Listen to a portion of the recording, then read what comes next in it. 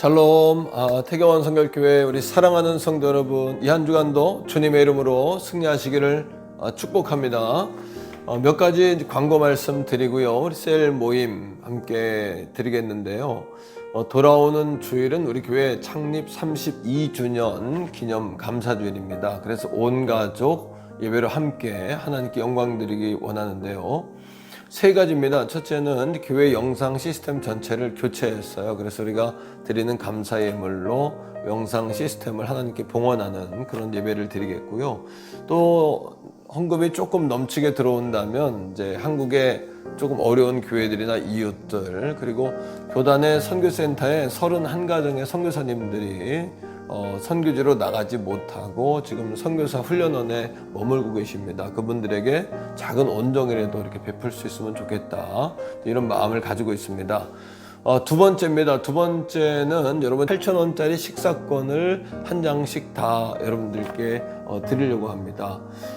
식사권을 사용할 수 있는 사용처는 우리 교회의 성도님들이 운영한 식당들이 있어요. 이 식당에 가셔서 식사권을 운영해 주시면 2달 동안입니다. 그리고 사용해 주시면 교회에서 대금을 이렇게 지불하도록 그렇게 하겠습니다. 보통 이제 잔칫날에는 음식도 하고 선물도 드렸는데요. 지금 이제 그런 상황이 안 되니까 8,000원 식사권으로 그렇게 진행을 하겠고요. 세 번째입니다. 세 번째는 우리 교회 영아, 유아, 어린이, 또 초등, 또 대학생들까지 약 한 60명 정도 우리 교회 자녀들 다음 세대가 있습니다. 다음 세대들에게 장학금을 지급하겠는데요. 청년 대학생들에게는 10만 원, 그리고 어린이는 3만 원 문화상품권, 또 유아나 영아에게도 2만 원짜리 문화상품권을 공급하고 이제 또 제공하려고 그렇게 하고 있습니다. 돌아오는 주일에 여러분 1부, 2부, 3부 예배가 있는데요. 예배별 50명씩 예배할 수 있습니다. 그리고 로뎀 나무에서 20명, 2층, 3층에서 한 20명, 교육관에서 10명, 그래서 각 예배별로 최대 80명까지 예배할 수 있으니까 총동원해서 온 가족 예배가 될 수 있도록 여러분 힘써 주시기를 다시 한번 부탁드리겠습니다. 이제 추가로 한 가지만 더 말씀을 드리겠는데요. 돌아오는 주일에 교회 도서관이 개관을 합니다. 먼저 이제 성인을 위한 도서관은 점차 이제 준비해 가겠고요. 어린이 도서관부터 진행을 하는데, 어린아이들, 유아, 어린이, 또 청소년까지 교회에서 영어 공부를 할 수 있는 프로그램을 저희가 사왔습니다. 그래서 SF 영어 교실이라고 영어 도서관과 더불어서 이제 성경 또는 일반 도서들을 구비해서 다음 세대를 위한 도서관을 교육관 1층에서 먼저 시작하도록 그렇게 하겠습니다. 여러분 책도 좀 후원해 주시고요. 관심도 좀 가져주시고 또 많은 홍보도 더불어서 부탁드리겠습니다. 자, 이번 주에도 예수님과 동행한 한 주간 되시기를 축복하고요. 이제 셀 모임을 시작하면서 찬송가 435장 나의 영원하신 기업, 우리 함께 찬양드리고 다시 뵙겠습니다.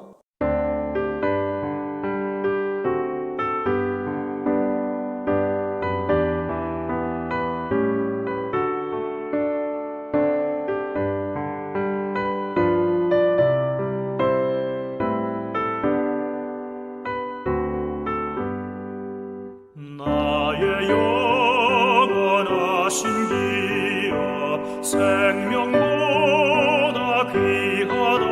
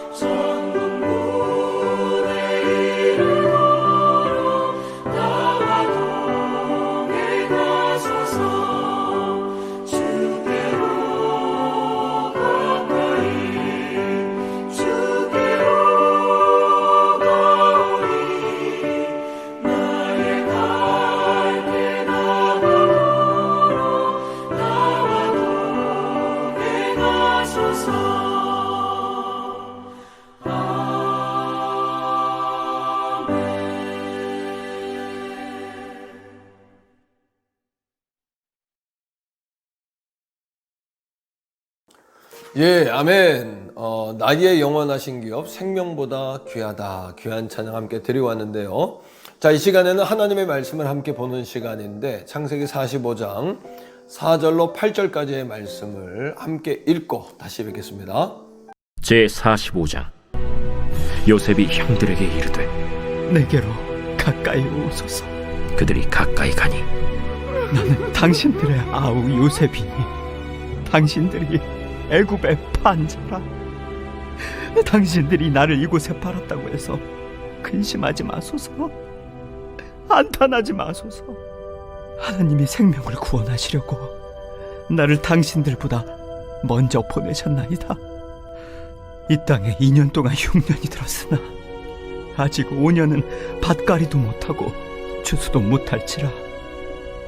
하나님이 큰 구원으로 당신들의 생명을 보존하고 당신들의 후손을 세상에 두시려고 나를 당신들보다 먼저 보내셨느니, 그런즉 나를 이리로 보낸 이는 당신들이 아니요 하나님이시라. 하나님이 나를 바로에게 아버지로 삼으시고 그 온 집의 주로 삼으시며 애굽 온 땅의 통치자로 삼으셨나이다. 아멘. 예, 이 시간에 함께 기도하는 시간입니다. 같이 기도하죠. 사랑의 하나님 감사합니다. 오늘 창세기 45장의 말씀을 통해서 하나님의 섭리에 관해서 말씀을 나누고자 합니다. 은혜 주시고 지혜 주시고 이 한 시간 성령께서 동행하여 주시옵소서. 예수님 이름으로 간절히 축복기도 드립니다. 아멘.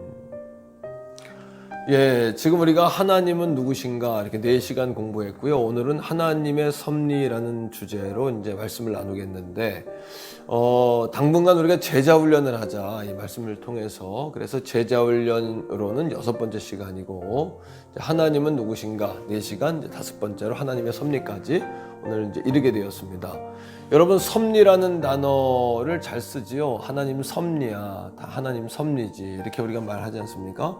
그런데 정말 섭리가 무엇인지는 잘 모르는 것 같아요. 어렴풋이 알긴 하지만 영어로 섭리는 신의 뜻이다 이런 뜻입니다. 그리고 한글로는 국어사전에 보면은 우주를 운행하는 질서와 법칙, 또 이런 의미를 가지고 있습니다. 또 한자로는 섭리, 이건 잡을 섭에 다스릴 리, 그래서 잡고 다스린다, 그러니까 주관한다, 이런 의미가 있겠죠. 성경적인 의미도 보면은 세 번째 한자어하고 너무나 비슷합니다. 왜냐하면 창조는 무에서 유를 만든 것이고요. 섭리는 뭐냐 하면 우주를 다스리는 원리와 법칙이고, 또 하나님의 주권, 주관이잖아요. 그러니까 우주의 주인이신 하나님께서 만물을 다스리고 주관하신다. 이게 이제 섭리의 정의입니다. 그렇다면 우리가 이것은 하나님의 섭리야 이렇게 말한다면 이건 어떤 뜻이냐면 하나님의 주권이야, 하나님의 다스림이야, 하나님의 뜻이야, 뭐 이런 의미를 가질 수 있겠죠. 뿐만 아닙니다. 성경에는 이게 섭리에 관한 많은 가르침이 있어요. 이제 섭리는 크게 두 가지인데, 하나는 일반 섭리가 있는데, 일반 섭리는 우주와 자연, 짐승들, 우주 만물을 운행하는 하나님의 어떤 그런 섭리 질서를 이제 일반 섭리라고 그러고요. 특별 섭리가 있습니다. 특별 섭리는 뭐냐면 하나님의 백성을 돌보시고 또 지키시는 하나님의 섭리, 하나님의 뜻, 뭐 주권, 다스림, 뭐 이렇게 말할 수 있습니다. 첫 번째, 하나님은 우리나라뿐만 아니라 또 우리가 살고 있는 곳뿐만 아니라 온 우주, 온 만물, 온 나라를 하나님은 다 다스리신다라는 사실을 아셔야 돼요. 이스라엘 백성들을 위해서 때로는 애굽을 들어 쓰셨죠. 때로는 바벨론을 들어 쓰셨죠. 마찬가지입니다. 지금도 섭리, 온 우주가 다 하나님의 어떤 그 섭리 가운데 운행이 되기 때문에 온 땅의 모든 대통령, 위정자뿐만 아니라 지도자도 하나님의 손에 있다 한 사실을 기억하셔야 돼요. 제가 말씀을 한 절 읽어드릴게요. 욥기 12장 23절로 24절의 말씀인데, 이 말씀에 보면은 흩어지게 하시는 분도 하나님이시고 민족을 크게 하시는 분도 하나님이시다. 우두머리에게 총명을 주시는 분도 하나님이시고 또 들에서 방황하게 하시는 분도 하나님이시다라는 말씀이 나옵니다. 자, 두 번째입니다. 하나님은 사람의 생사화복을 섭리하십니다. 그래서 사람의 높아지는 것, 낮아지는 것, 나는 것, 가는 것, 하나님의 섭리 가운데 있다, 이제 이런 의미가 되겠죠. 사무엘이 이제 사울이 하나님께 버림받고 매우 안타까워하고 슬퍼하죠. 그때 하나님께서 사무엘에게 이렇게 말씀하세요. 더 이상 슬퍼하지 마라. 내가 예루살렘 베들레헴에 이새의 아들 중에 한 왕을 보았다. 이렇게 말씀하세요. 그러니까 하나님께서는요, 우리를 높이기도 하시고 또 우리 운명을 주관하시기도 하시고 낮추기도 하시고 또 이런 분이십니다. 우리 인생도 다 하나님의 손에 있는 거죠. 자, 세 번째, 하나님은 우연의 일치다 하는 우연도 사용하십니다. 이제 에스더 때에 아하수에로 왕이라는 분이 있었어요. 자, 그때 하루는 잠을 하나님이 안 재우는 겁니다. 잠이 안 와서 내시를 불러가지고 역사책을 읽게 되는데, 그 역사책에서 무엇을 발견하냐 하면은 당시 하만이라는 여러분 장관이 모르드게와 유대 사람들을 다 죽이려고 하잖아요. 그런데 모르드게가 큰 공을 세운 것을 아하수에로 왕이 그 역사책에서 보는 겁니다. 그리고는 그를 높이는 장면이 나와요.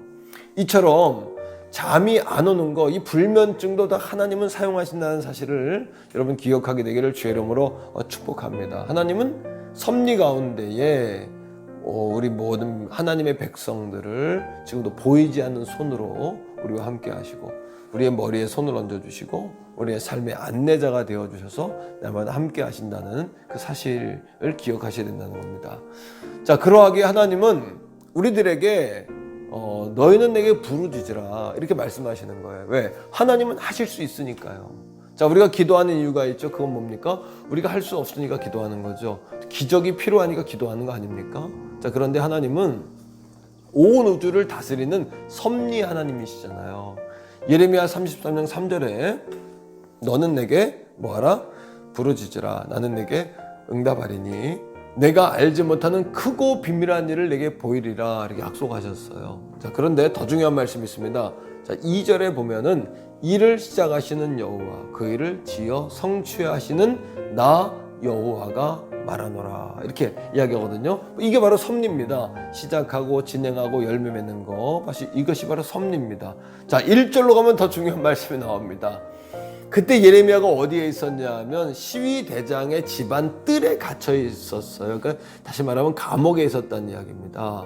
오늘 우리의 삶이 감옥 같죠. 또 이렇게 갇혀있고 또 어떤 성도님 이야기가 목사님 우울증 걸릴 정도입니다. 이렇게 말하는 분들을 제가 뵀어요. 물론 저도 지금의 이 상황이 정말 버겁고 때로는 이해가 안 되고 뭔가 하는 생각이 들 때도 있어요. 하지만 예레미야 33장 2절에 보니까 모든 일을 진행하고 시작하고 성취하신 하나님께서 우리에게 뭐라고 말씀하세요? 부르짖으라 라고 말씀합니다. 우리의 우울함과 이 공허함을 메울 수 있는 방법은 한 가지예요. 뭐예요?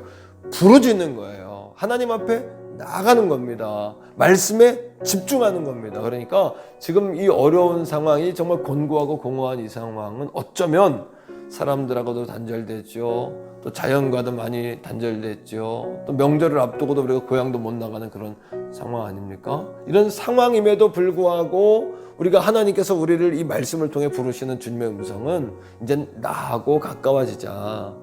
나 하나로 너희가 만족하면 좋겠다라는 주의 음성을 우리가 들어야 한다라는 사실을 여러분 기억하기를 주의 이름으로 축복합니다.